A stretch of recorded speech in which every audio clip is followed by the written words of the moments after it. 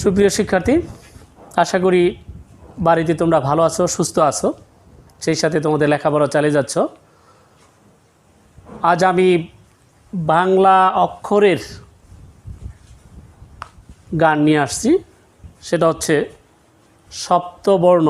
বর্ণা সপ্তম শ্রেণীর বাংলা প্রথম পত্র বইটা। এই বইয়ের একদম শেষের যে কবিতাটা, এই অক্ষরে মহাদেব স্যার একটা কবিতা।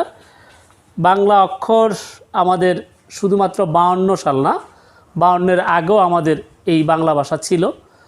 তারও আগে, ব্রিটিশ আমলের আগেও আমাদের এই বাংলা বর্ণমালা ছিল।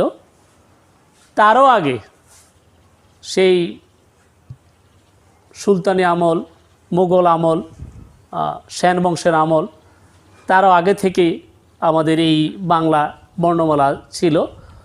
তো সেই বর্ণমালার আমাদের যে একজনের প্রতি আরেকজনের যে একটা মিলন ঘটিয়েছে, বাংলা ভাষার এই অক্ষরের মধ্যে যে একটা প্রাণ আছে, সেই প্রাণটা নিয়ে আজকের এই কবিতা, এই অক্ষরে মহাদেব শাহ। আমরা এই মুহূর্তে একটু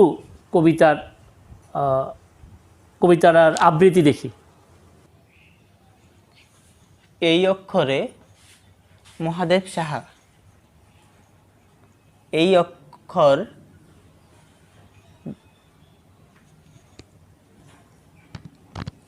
যেন নির্ঝর ছুটে চলে অবিরাম, যেন কিছু তারা দিচ্ছে পাহারা, আকাশেতে লিখে নাম। অক্ষরগুলি চায় মুখ তুলি, অন্তরে জাগে গান। শিখি তার কাছে অজানা যা আছে, আনন্দে ভরে প্রাণ। এই অক্ষরে মাকে মনে পড়ে, মন হয়ে যায় নদী। আর কিছু তাই পাই বা না পাই, চিঠিখানা পাই যদি। সেই উপমায় মন ভরে যায়, দেখি অপরূপ ছবি। সকাল দুপুর সুরের নূপুর, বাজায় উদাস কবি। এই অক্ষরে ডাক নাম ধরে, ডাক দেয় বুঝি কেউ। স্বপ্নের মতো রূপকথা যত, অন্তরে তোলে ঢেউ। এই অক্ষর আত্মীয় পর সকলের কাছে টানে। এই প্রিয় ভাষা বুকে দেয় আশা, বিমোহিত করে গানে। এই অক্ষরে কঠিন পাথরে শিলালিপি লেখা হয়। এই ভাষা দিয়ে গান লিখে নিয়ে যুদ্ধ করেছি জয়। এই অক্ষরে মহাদেব শাহ। এই অক্ষর যেন নির্ঝর ছুটে চলে অবিরাম, যেন কিছু তারা দিচ্ছে পাহারা, আকাশে লিখে নাম। এই অক্ষরগুলো যেন অবিরাম ছুটছে এবং তারা যেন আমাদেরকে পাহারা দিছে। তো আমি কবিতা পড়ার সময় প্রায় তোমাদেরকে বলি যে তোমরা শব্দার্থ এবং টিকাগুলো জানবে। দেখো, এই লাইনটার টিকাটাই কিন্তু আমাদের পরের পৃষ্ঠাটাতেই উল্লেখ করা আছে। এই অক্ষর যেন নির্ঝর ছুটে চলা অবিরাম, এর অর্থটা বুঝাইছে কবি এরকম: আমরা আমাদের মাতৃভাষায় কথা বলি, লিখি, আমাদের পূর্বপুরুষ তাই করতেন, তাই বলা হয়েছে মাতৃভাষা।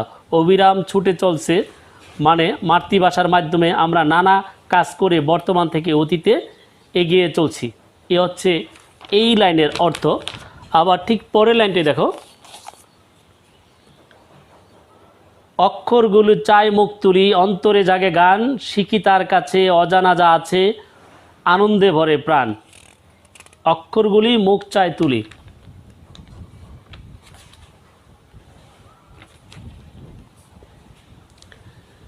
এই অক্ষরগুলি থেকে আমরা বিভিন্ন কিছু জানতে পারি, অতীতের ইতিহাস, বর্তমান থেকে বর্তমানের ইতিহাস, অথবা একজনের অনুভূতি আরেকজনের চিঠি লিখে আমরা জানাতে পারি।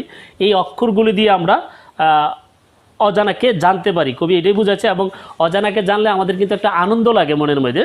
তো এই যে আনন্দ আসছে অজানা থেকে জানা, এটা কিন্তু এই অক্ষরের মাধ্যমে সম্ভব হয়েছে। এই অক্ষরে মাকে মনে পড়ে, মন হয়ে যায় নদী। এই অক্ষরের কারণে যদি মনে করো তুমি কোনো একটা ঝগড়া বিবাদ করছো অথবা তোমার মন খারাপ, কিন্তু তোমার মার কথা যদি মনে পড়ে দেখবা তোমার মন একদম শিথিল হয়ে গেছে। এখানে একটা উপমা দিছে যে মন হয়ে যায় নদী, মানে মনটা তখন গলে যায়, মানে মনটা যখন নদীর মতো বয়ে যায় এরকম হয়ে যায়। আর যদি পাই না পাই চিঠিখানা যদি পাই, এখন যুগ চেঞ্জ আসছে, কিন্তু এমন একটা সময় ছিল যখন একজনের আরেকজনের সাথে কমিউনিকেশনের মাধ্যম ছিল একটা চিঠি। অনেক দূর দূরান্ত থেকে আমরা একটা চিঠি দিয়ে যোগাযোগ করতাম। তো এই চিঠিটা যখন মার কাছ থেকে যখন একটা চিঠি ছিল, যখন প্রবাসে যদি কেউ থাকে তাকে যদি তার মা একটা চিঠি লেখে, এই যে তার মায়ের যে চিঠিটা পড়ে কিন্তু সে তার মান অনুভবটা করতে পারে। এই অক্ষরগুলো পড়ে পড়ে তার মার অনুভব করতে পারে, মার আদর সোহাগ ভালোবাসা সে এটা অনুভব করতে পারে। এখনও কিন্তু চিঠির প্রচলন নাই, কিন্তু চিঠির বিকল্প কিন্তু ইমেল আছে, আরও যত কমিউনিকেশনগুলো আছে সেটা কিন্তু ঠিক এই অক্ষরের মাধ্যমেই হচ্ছে। সেই উপমায় মন ভরে যায় দেখি অপরূপ ছবি, সকাল দুপুর সুরের নূপুর বাজায় উদাস বাসি। অর্থাৎ এই চিঠি পেয়ে মার রূপটা বেশি ওঠে। তো মার রূপ বেশি উঠলে কিন্তু আমাদের এইভাবেই একটা আনন্দে আপ্লুত হই। এই অক্ষরে নাম ডাক ধরে ডাক দেয় বুঝি কেউ, স্বপ্নের মতো রূপকথার মতো অন্তরে তুলে দেও। তোমাদেরকে কেউ যদি খুব আপন লোকেরা যদি তোমার যে নাম ডাকনাম, যেই নামটা তোমার মা ডাকে, সেই নাম ধরে যদি কেউ তোমাকে ডাকে তোমার কিন্তু একটা আনন্দ লাগবে। আমি প্রবাসে থাকা অবস্থায় কেউ যদি শুধু আমার নামটা বাংলায় ভালোভাবে উচ্চারণ করতে পারতো, আমার তাকে খুব ব্যতিক্রম ভালো লাগতো যে এই লোকটা আমাকে আমার নাম ধরে বলতে পারছে। অফিসের বস যদি আমাকে আমার নামটা ধরে ডাক দিত, তখন আমরা কাজে খুব অনুপ্রেরণা পাইতাম। বস কি সুন্দর করে আমাকে বাংলায় নাম বলছে। তো এই নাম ধরে ডাক দেওয়াটাও কিন্তু, ডাক দিলে কিন্তু তোমার একটা আবেগ কাজ করে। তো এখানে বলছে যদি তোমার ডাক নাম ধরে যদি কেউ তোমাকে ডাক দেয় তাহলে দেখবা তোমার অনেকটা আনন্দ লাগবে, অন্তরে ঢেউ খেলবে। এই অক্ষরে আত্মীয় পর সকলের কাছে টানে, এই প্রিয় ভাষা বুকে দেয় আশা বিমোহিত করে গান। এই অক্ষরে আত্মীয় পর সকলের কাছে টানে, এই অক্ষর ধারায় কিন্তু আমরা এই আত্মীয় স্বজনকে কাছে টানতে পারতেছি। এই অক্ষরের কারণে কিন্তু আমরা বাংলাদেশ স্বাধীন করতে পারছি। এই অক্ষরের কারণে কিন্তু আমরা আজকে পৃথিবীর বুকে দাঁড়াতে পারছি খুব সগৌরবে। কারণ এই অক্ষরের কারণে কিন্তু আমরা পাকিস্তান থেকে স্বাধীন হয়েছি। পাকিস্তান আমাদেরকে অনেক চেষ্টা করেছে এই অক্ষর আমাদেরকে কেড়ে নিতে, কিন্তু আমাদের এই দেশের দামাল ছেলেরা সেটা করতে দেয় নাই এবং তারা একটা জয় করে নিছে। এবং এই ভাষা আন্দোলনে সফল হওয়ার কারণে কিন্তু ভাষা আন্দোলন কিন্তু আমাদেরকে একটা স্বাধীনতা দিয়েছে। তবে স্বাধীনতা সরাসরি না দিলেও আপনি ইনডাইরেক্টলি মূল কাজটাই কিন্তু আমার ভাষা আন্দোলন করেছে। কেন ভাষা আন্দোলনের ফলে আমরা বাংলাদেশের একটা জাতীয়তাবোধ জাগ্রত হয়েছে।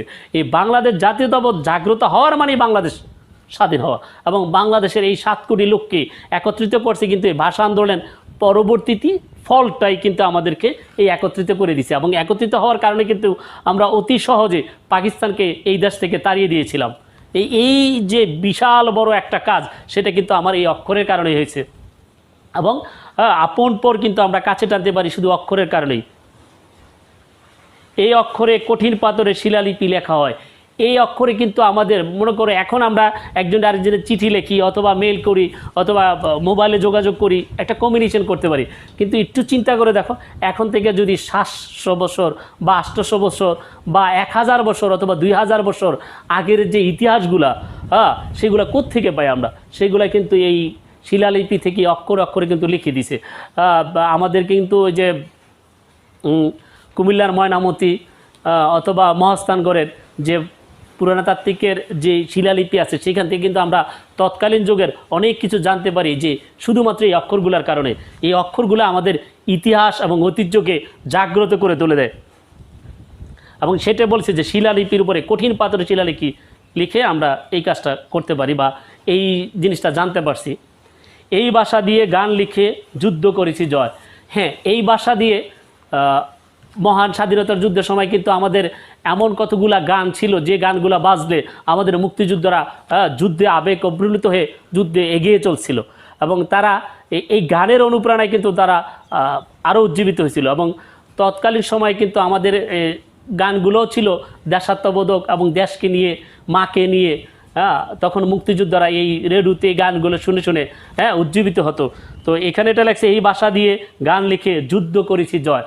হ্যাঁ, এই ভাষার কারণে আমরা এই যুদ্ধ জয় লাভ করতে পারছি, বিশেষ করে অনুপ্রেরণামূলক গান দিয়ে। এবং এই অনুপ্রেরণামূলক গানগুলো কিন্তু অক্ষর অক্ষরে দিয়ে সাজানোই আছে। আমরা এত সুন্দর একটা কবিতা যিনি আমাদের উপহার দিয়েছে সেই মহাদেব শাহের জীবনী সংক্ষিপ্ত দেখি, কারণ এই বইয়ের মধ্যেও খুব সংক্ষিপ্ত একটা জীবনী আছে। আমরা সেই সংক্ষিপ্ত জীবনীটা একটু দেখি। তোমরা দেখতে পাচ্ছ মহাদেব শাহের ছবি। জন্ম 1944 খ্রিস্টাব্দে, স্থান সিরাজগঞ্জ। তাহার উল্লেখযোগ্য গ্রন্থের মধ্যে রয়েছে এই গৃহে এই সন্ন্যাস, সর্ষে ফুলের নদী, অস্তমিত কালের গৌরব, টাপুর টুপুর মেঘের দুপুর। তিনি বাংলা একাডেমি এবং 21শে পদক পুরস্কার প্রাপ্ত।